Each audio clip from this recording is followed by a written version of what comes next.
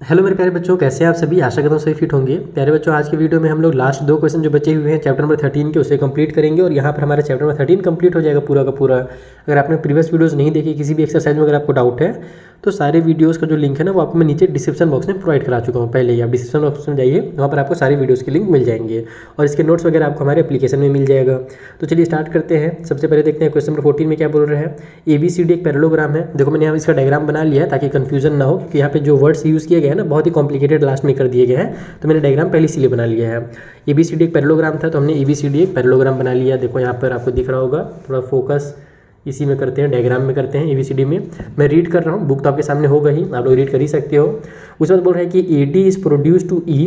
AD जो parallelogram का है ना वो E तक प्रोड्यूस किया गया और इस तरीके से प्रोड्यूस किया गया है कि जो DE है ना वो इक्वल है DC के, यानी कि DE और DC हमारे बराबर है, इसलिए थोड़ा सा मैंने इसको बड़ा बनाया है। ओके, अब हम लोग इसके आगे क्या बोल रहे हैं कि EC को प्रोड्यूस किया जाता है। देखो EC ये वाला लाइन आ गई, इसको प्रोड्यूस किया जा रहा है तो ये क्या हो रहा है, मीट्स, ये मिल रहा है AB प्रोड्यूस इन F, यानी कि जो EC को जब हम लोग प्रोड्यूस कर रहे हैं और AB को जब प्रोड्यूस कर रहे हैं तो वो दोनों जा करके F पर मिल रहे हैं। यही लास्ट वाला जो है ना थोड़ा सा घुमा करके नहीं चिपका दिया एक ही चीज़ में।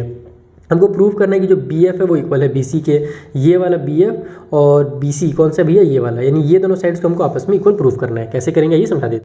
तो देखो सबसे पहले अपन स्टार्ट करते हैं यहाँ से कि हमको बोला गया था कि ये वाली जो हमारी साइड हमने जो AD को बढ़ाया है DE तक वो इक्वल है CD के। यहाँ पर हम लोग लिखेंगे कि जो DE है वो इक्वल है CD के।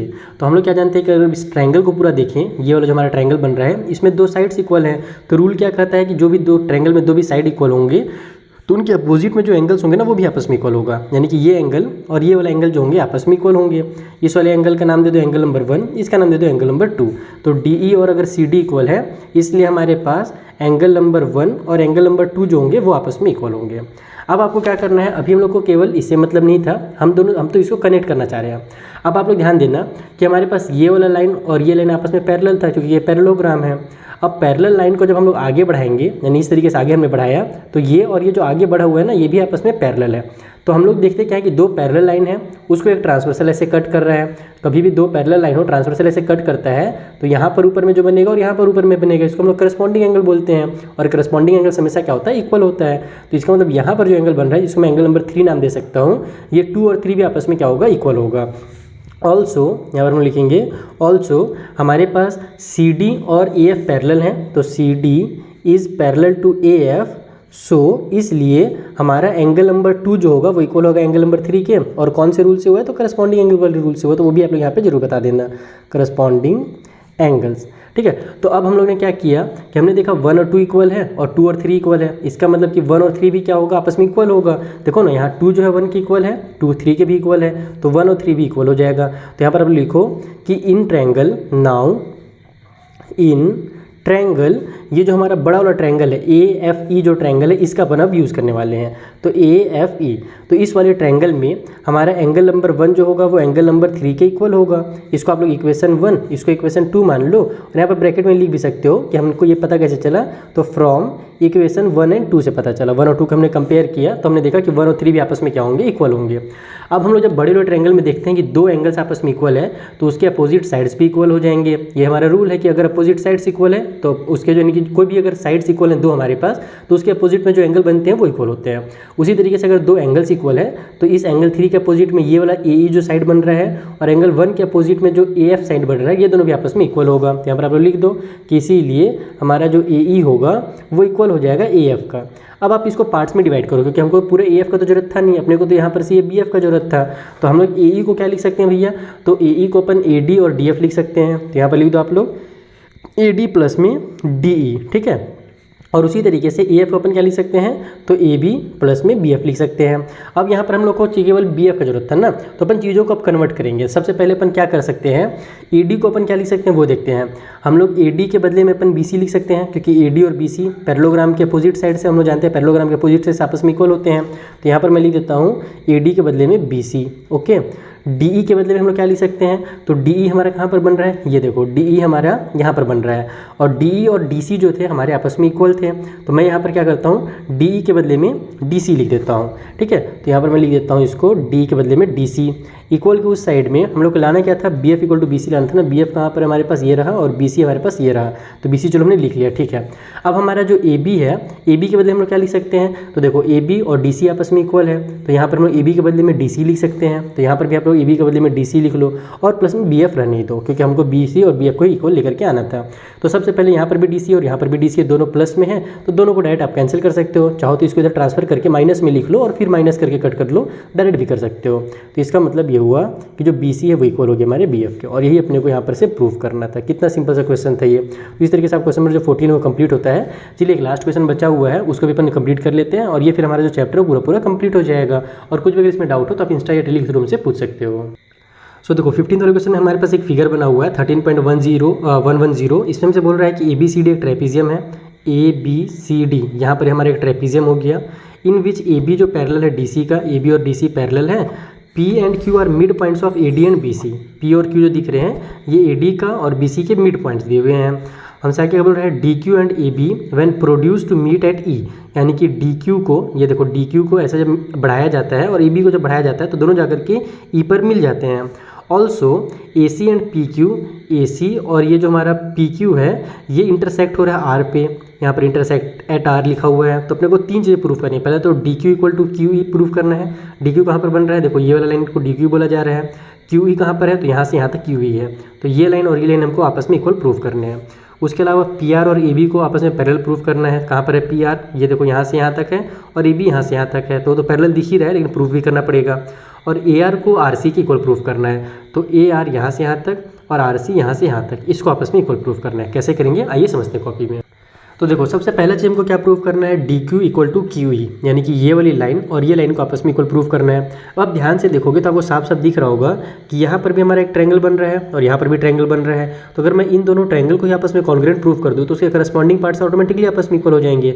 तो हम लोग वही काम करते हैं, इन दोनों ट्रायंगल्स को आपस में कॉन्ग्रुएंट प्रूफ कर देते हैं। तो इसका नाम देना पड़ेगा, ऊपर वाले ट्रायंगल का नाम दे देते हैं अपन सी क्यू डी, तो नीचे वाले का नाम इधर से देना पड़ेगा बी क्यू ई, इस तरीके से नाम हो जाएगा। नाम देने में ध्यान रखना ना कि आप करस्पॉन्डिंग पार्ट्स को उसका नाम दीजिएगा। तो इसको ऐसे लिखिएगा, in triangle C Q D and triangle B Q E. अब इन दोनों ट्रायंगल्स में भैया क्या क्या चीज़ इक्वल है वो सबसे पहले अपन ध्यान देते हैं। तो सबसे पहले तो हमारे पास ये वाला एंगल और ये एंगल आपस में मुझे साफ साफ इक्वल दिख रहा है क्योंकि वर्टिकली अपोजिट एंगल्स हैं। तो मैं यहाँ पर इसमें लिखता हूँ कि हमारा जो एंगल सी क्यू डी है वो इक्वल है हमारे एंगल बी क्यू ई के। और क्यों इक्वल है, क्योंकि आपस में ये वर्टिकली अपोजिट एंगल्स हैं। तो इसमें लिख देते हैं वर्टिकली अपोजिट एंगल्स, ठीक है। उसके अलावा और क्या इक्वल है, तो हमको क्वेश्चन में साफ साफ बोला गया था जो क्यू है वो मिड पॉइंट है बी सी का।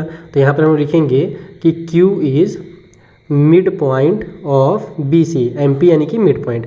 इसलिए हमारे पास ये जो सी क्यू होगा और इधर से ये जो बी क्यू होगा वापस में इक्वल होगा, तो C Q equal to B Q, ठीक है। ये हमको क्वेश्चन में गिवन हो गया, यानी कि ये वाला साइड और ये साइड आपस में इक्वल हो गया। अब अपन क्या इक्वल प्रूव कर सकते हैं, तो यहाँ पर अच्छा ये वाला एंगल भी दिख रहा है साफ साफ कि ये एंगल हमारे पास और ये एंगल आपस में देखो इस तरीके से हमारे पास अल्टरनेट इंटीरियर एंगल्स हैं, क्योंकि ये लाइन और ये लाइन पैरेलल थे, हमको क्वेश्चन में बोला गया था। तो अगर ये लाइन और ये लाइन पैरेलल है, ये सीधा आगे जा रहा है, इसका मतलब कि ये कंप्लीट ए ई और डी सी आपस में पैरेलल होंगे। और डी सी और ए ई अगर पैरेलल हैं तो यहाँ पर और यहाँ पर जो एंगल बनेगा, यानी कि ट्रांसवर्सल के द्वारा कट करके अंदर में जो एंगल्स बनते हैं उसको अल्टरनेट इंटीरियर एंगल्स कहा जाता है। तो अल्टरनेट इंटीरियर एंगल्स आपस में इक्वल होते हैं। तो यहाँ पर ऑल्सो लिखो आप लोग कि हमारा जो एंगल डी सी क्यू है और इधर से हम लोग इसका नाम दे देते हैं एंगल ये वाला E B Q, E B Q. ये दोनों आपस में इक्वल क्यों हो रहे हैं, क्योंकि आपस में ये अल्टरनेट इंटीरियर एंगल्स हैं, इसलिए आपस में इक्वल हो रहे हैं। तो अब देखो angle side angle, angle side angle वाले रूल से ये दोनों कॉन्ग्रुएंट हो गए। तो हम लिखेंगे so triangle C Q D is congruent to triangle B Q E. और कौन से रूल से वो भी आप लोग बता देना। तो एंगल साइड एंगल वाले रूल से हो गया ये कॉन्ग्रुएंट। और अगर दो ट्रायंगल कॉन्ग्रुएंट हैं तो उसके करस्पॉन्डिंग पार्ट्स आपस में इक्वल होते हैं। तो इसलिए हम लोग लिखेंगे यहाँ पर जो डी क्यू होगा वो इक्वल हो जाएगा हमारे क्यू ई का। और ये कौन से रूल से हुआ, तो ये हमारे पास corresponding part of congruent triangle जिसको अपन सीपीसीटी बोलते हैं। तो पहला चीज़ तो यहाँ पर ये प्रूफ हो गया। अब दूसरा क्या प्रूफ करना है, चलिए वो देख लेते हैं। सो सेकेंड वाले में अपने को पी आर और ए बी को यहाँ पर पैरेलल प्रूफ करना है। देखते हैं पी आर कहाँ पर बना हुआ है, तो पी आर यहाँ से यहाँ तक बना हुआ है और ए बी यहाँ से यहाँ तक बना हुआ है। तो देखो आप पी आर को ए बी के पैरेलल डायरेक्ट प्रूफ नहीं कर सकते। आप पहले क्या करो, ये जो पी क्यू लाइन है ना उसको ए बी के पैरेलल प्रूफ कर दो। और वो बहुत आसान है, कैसे आसान है वो समझना। आप यहाँ पर एक ट्रायंगल देख रहे होगे डी ए और ई, इस तरीके से आपको एक ट्रायंगल बड़ा सा यहाँ पर बना हुआ दिख रहा होगा। इस DAE में हमारा जो साइड AD है ये वाला, इसमें P पहले से मिड पॉइंट हमको क्वेश्चन में ही दिया हुआ था। और ये जो Q है इसको भी हमने मिड पॉइंट प्रूव कर दिया, क्योंकि हमने DQ को और QE को आपस में अगर इक्वल प्रूव किया, इसका मतलब कि ये जो हमारा Q होगा वो आपस में मिड पॉइंट हो जाएगा। आप लोग यहाँ पे इसको लिख भी सकते हो कि also Q is mid point, ठीक है, मिड पॉइंट ऑफ DE। ये चीज़ हम लोग पहले यहाँ पे लिख देते हैं ताकि हम लोग को बाद में दोबारा ये चीज़ ना लिखना पड़े, ठीक है, क्योंकि हमने DQ और QE को अगर इक्वल प्रूफ किया तो Q हमारा मिड पॉइंट हो जाएगा। तो अब हम लोग इसमें लिखेंगे कि प्रूफ हमारे पास क्या है इन दोनों को पैरेलल प्रूफ करने का, कि हमारे पास जो ट्रायंगल है, कौन सा ट्रायंगल, तो इन ट्रायंगल AED, जो बड़ा सा ट्रायंगल है AED में, तो P एंड ये जो P है और ये जो Q है, तो P and Q are mid points of sides हमारा AD, और दूसरा वाला साइड कौन सा भैया, तो ये वाला साइड हमारा BC है, सॉरी एक सेकेंड, हाँ ये वाला साइड हमारा ED है, Q जो है वो ED का मिड पॉइंट है, तो AD एंड ED। तो अगर ये दोनों मिड पॉइंट्स हैं हमारे पास, तो मिड पॉइंट्स को मिलाने वाली जो लाइन होगी वो क्या हो जाएगी, थर्ड वाले लाइन के पैरेलल हो जाएगी, यानी कि ये जो लाइन होगी वो इस वाले साइड के आपस में पैरेलल हो जाएगी। तो यहाँ पर हम लिखेंगे कि हमारा इसलिए जो PQ होगा वो पैरेलल हो जाएगा AB का, और ये हमने क्या किया यहाँ पर, तो मिड पॉइंट थ्योरम लगाया हुआ है। और अगर PQ और AB पैरेलल है तो देखो PQ का ही तो एक पार्ट है ना PR जो है वो PQ का ही एक पार्ट है, तो हमारा PR भी जो होगा वो भी AB का पैरेलल हो जाएगा। तो यहाँ पे लिख दो आप लोग कि PR also is parallel to AB। तो इस तरीके से आपका जो सेकंड जो क्वेश्चन था वो भी प्रूव्ड होता है।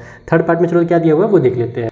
तो थर्ड वाले में हमसे बोल रहा है AR को RC के इक्वल प्रूव कीजिए। AR कहाँ पर बन रहा है, तो देखो यहाँ से यहाँ तक हमारा AR है, RC कहाँ पर है भैया, तो यहाँ से यहाँ तक हमारा RC है। हमको इन दोनों को ही आपस में इक्वल प्रूव करना है। तो अगर अपन R को मिड पॉइंट प्रूव कर देते हैं तो हमारा AR और RC ऑटोमेटिकली क्या हो जाएगा, इक्वल हो जाएगा। R को अपन मिड पॉइंट किसका प्रूव करना है, AC का अगर मिड पॉइंट प्रूव कर देते हैं तो कैसे प्रूव करेंगे, तो हम इस ट्रायंगल का यूज़ करेंगे, जो हमारा ACD जो ट्रायंगल दिख रहा है ना इसका यूज़ करेंगे। तो यहाँ पर मैं लिखता हूँ इन ट्रायंगल ACD। अब देखो क्या इसमें यूज़ करना है अपने को, P जो है पहले से हमारा AD का मिड पॉइंट है, साथ ही साथ जो मेरा PR है वो DC का पैरेलल है। क्यों पैरेलल है भैया, क्योंकि AB और DC तो पैरेलल है ना, ये ट्रेपीजियम में हमको क्वेश्चन नहीं बोला था AB और DC पैरेलल है, तो अगर AB और DC पैरेलल है और अभी हमने AB को PR के पैरेलल प्रूव किया ही है पहले ही, तो इसका मतलब कि PR और DC भी क्या होंगे, पैरेलल होंगे। तो हमारा एक पॉइंट और उसके द्वारा बनाया हुआ जो लाइन है वो क्या है, दूसरे वाले लाइन के यानी कि जो बेस है उसके पैरेलल है। इसका मतलब जो R होगा वो भी हमारा क्या होगा, मिड पॉइंट होगा, और इसको हम लोग क्या बोलते हैं, कन्वर्स कहते हैं हमारे मिड पॉइंट थ्योरम का। तो यहाँ पर चलो कन्वर्स वाला भी यूज़ हो गया, तो इसको हम लोग को लिखना पड़ेगा कि P is mid point of AD and हमारा जो PR है वो पैरेलल है CD के, ठीक है। और ये क्यों पैरेलल है, क्योंकि हमारा AB जो था वो पैरेलल था CD के, और जो AB है वो हमारा हमने अभी पैरेलल प्रूफ किया है PR के भी, इसलिए हमारा जो PR होगा वो CD के पे ही पैरेलल हो जाएगा। तो अब यहाँ पर से हम लोग converse of mid point theorem लगा देंगे, तो हमारा जो R होगा, इसलिए R is also mid point of AC। R जो होगा वो मिड पॉइंट AC का हो जाएगा। और यहाँ पर आप लोग इसको लिख भी दोगे क्यों हुआ, तो यहाँ पर हमने कन्वर्स वाला यूज़ किया है, तो converse of mid point theorem, ठीक है। तो इस तरीके से जब R हमारा मिड पॉइंट हो गया तो अब आप लिख सकते हो कि AR और RC जो होंगे आपस में इक्वल होंगे, तो इसलिए हमारा जो AR होगा वो इक्वल होगा RC का, और ये भी हमारे यहाँ पर से प्रूव होता है। तो आई होप आपको पूरा चैप्टर कंप्लीट करा दिया है मैंने, तो बहुत अच्छे समझ में आया होगा। कुछ भी अगर डाउट हो तो इंस्टा डेली के थ्रू पूछिएगा, और अगर डाउट नहीं है तो अपने फ्रेंड्स के साथ वीडियो को जरूर शेयर कीजिएगा ताकि मुझे थोड़ा सा मोटिवेशन मिल सके। बाकी मिलते हैं हम लोग नेक्स्ट वाले वीडियो में, तब तक के लिए थैंक यू फॉर वॉचिंग।